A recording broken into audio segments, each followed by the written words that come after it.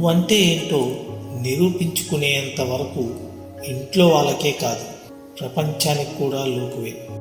మీరు చేసిన పూజలకు ప్రతిఫలాన్ని ఇచ్చే భగవంతుడు మీరు చేసిన పాపాలకు కూడా ఖచ్చితంగా ప్రతిఫలాన్ని ఇచ్చే తీరుతాడు. అడగకుండానే చెప్పడం అవివేకం, అడిగితే తెలిసి కూడా చెప్పకపోవడం అహంకారం.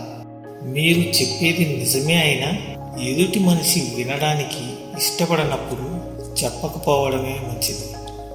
అడవిలో పరిస్థితులు ఎలా ఉన్నప్పటికీ సింహం మాత్రం గడ్డి మేయలేదు. కష్టపడి బ్రతికేవాడు జీవితంలో ఎప్పుడూ తలదించుకోవాల్సిన అవసరం ఉండదు. మీరు కొన్ని చోట్ల తగ్గండి, మీ ప్రాధాన్యత పెరుగుతుంది.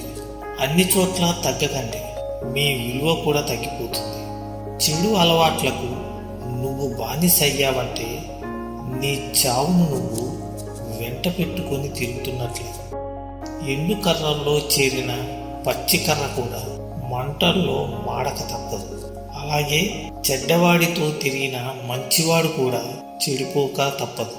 ఎదుటివారి తప్పుల నుండి పాఠాలను నేర్చుకోకండి, ఎందుకంటే అన్నిటినీ మీ సొంత అనుభవాలతో నేర్చుకోవాలంటే నీకు జీవితకాలం సరిపోదు. అడగకుండానే నువ్వు ఇచ్చే సలహా అన్నిటికంటే అతి చులకనైనది.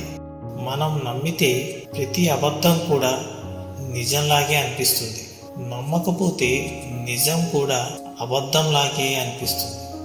మనం జ్ఞానాన్ని సంపాదించనక్కర్లేదు, మనకున్న అజ్ఞానాన్ని విడిచిపెడితే చాలు. మన ఆత్మగౌరవాన్ని చంపుకొని జీవించడం అన్నిటికంటే హీనమైనది. నీకు ఉన్నదానితో సరిపెట్టుకుంటే ప్రతి చోట స్వర్గమే. నీకు లేని దానికోసం ఆరాటపడుతూ వేసే ప్రతి అడుగు నరకమే. ఎక్కువగా పూసుకుంటే గంధం కూడా ప్రమాదమే. కొన్ని బంధాలు కూడా అలాంటివే. ఎలాంటి ఆందోళన లేకుండా ప్రశాంతంగా నిద్రపోయేవాడే ఈ ప్రపంచంలో అత్యంత అదృష్టవంతుడు.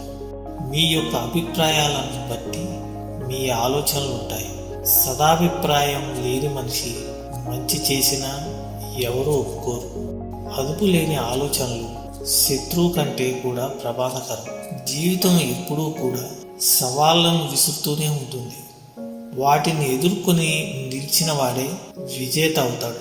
అర్హత లేని వ్యక్తి మీ యొక్క అర్హత గురించి మాట్లాడుతున్నాడంటే అది వాడి తప్పు కాదు, మీ యొక్క అమాయకత్వం. చిన్న చిరునవ్వు ప్రతికూల పరిస్థితులను కూడా అనుకూలంగా మార్చగలదు.